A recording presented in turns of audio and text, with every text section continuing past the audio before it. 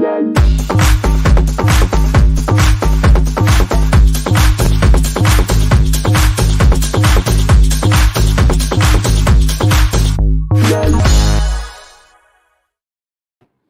you're one of those nervous Chennai Super Kings fans, you don't often say that because Chennai Super Kings fans always have plenty to smile about. But if you're one of those nervous fans, would you take 178 for 4 in what is a must-win game for MS Dhoni's side? Are Kings 11 going to be happy with that after they won the toss and decided to bat first and started well? Let's find out on Whirlpool presents ESPN Cricket Footy 20 Timeout powered by Dell.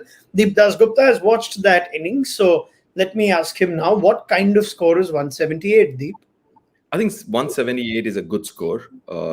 Keeping in mind the size of the ground, it's huge. But we also have to keep in mind the pitch is extremely good to bat on as well. So, it's a good score. I think it'll be 10 odd runs above par. But there's a lot of dew apparently in Dubai. So, yeah, it'll be interesting.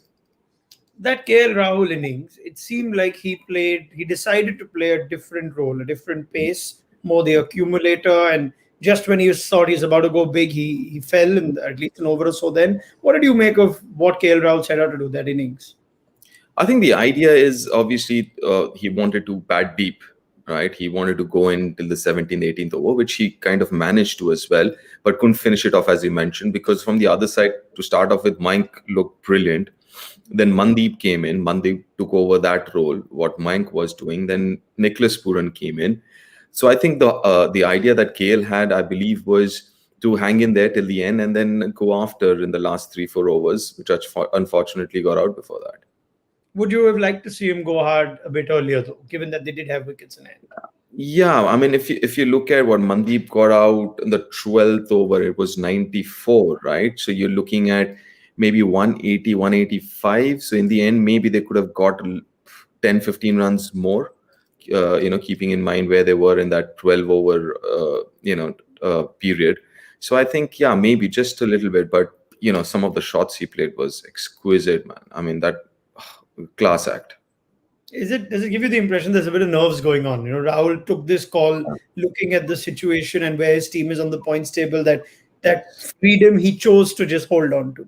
You actually could, I don't know, I felt it as if he took the responsibility upon himself to make sure that he's still out there till the death overs, because the issue that with Kings 11 has been both KL and Mayank has been fabulous, but apart from those two, they really haven't, the others haven't really contributed with the bat that much. I just felt that he wanted to be out there making sure, it's a pass score or, just thereabouts. Puran looked really good. Were you a bit surprised that Mandeep Singh on his first appearance came in at 3 after Agarwal and Rahul had given them such a good start? He got runs in the last game, Puran.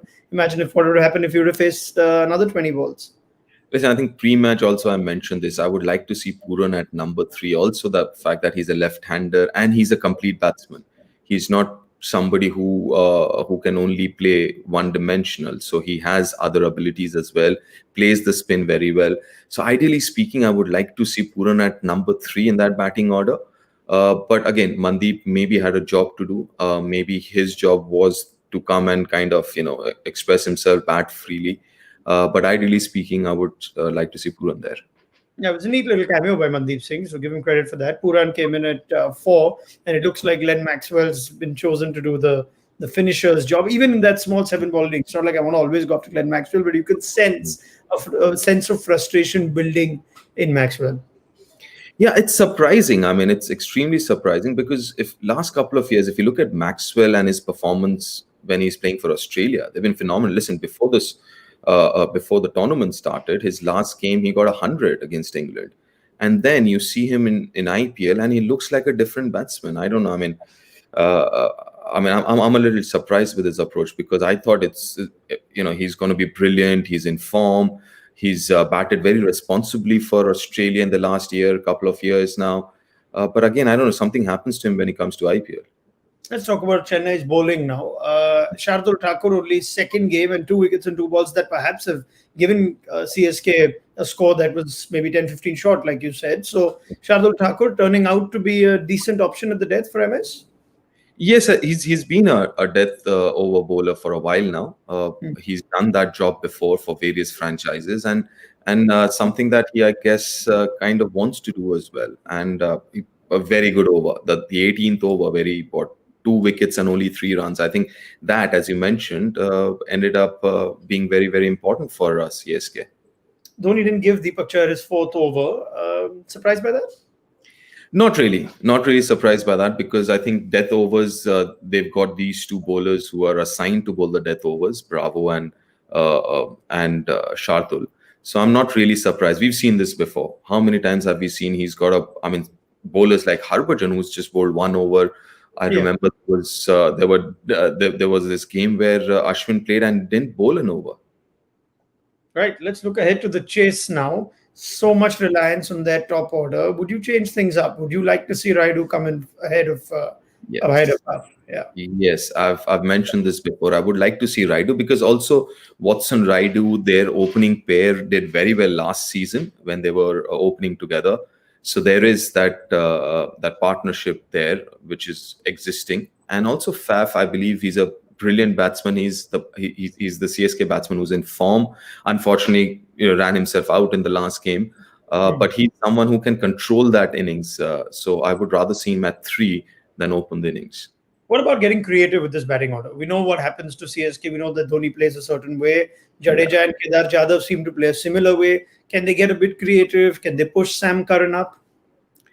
They have done that before. What I would like to see is a change in approach to a certain extent, because we've spoken about this fact that someone like Shardul Thakur is at number 11. I mean, he's pretty all right with the bat himself. Then you have Chawla, Bravo, every one of them can bat. So that should give them that freedom to kind of, bat a little differently what they have so far. You've got Shami, you've got Cottrell. Cottrell was categorically not given the death overs last time around, but now with the score to defend, what is the best use of a Sheldon Cottrell? Bowl him 3 at the top with the ball swinging and as many with Watson, or keep him for the death? No, I mean, maybe an over for the death Cottrell, but definitely with the new ball, because he has the ability to swing it.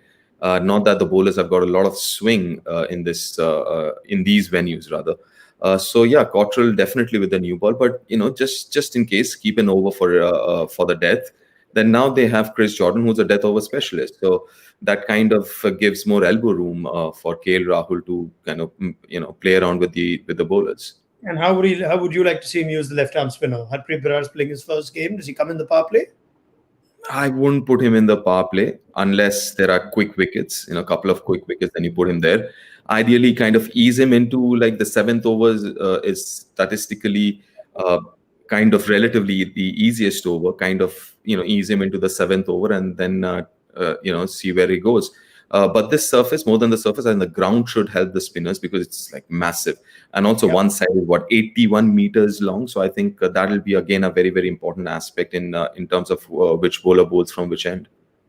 You get the feeling that Shane Watson is, I think MS Dhoni could back him for the rest of his life, but do you think he's running out of time? Shane Watson, one more poor innings and we'd be scanning that position very closely.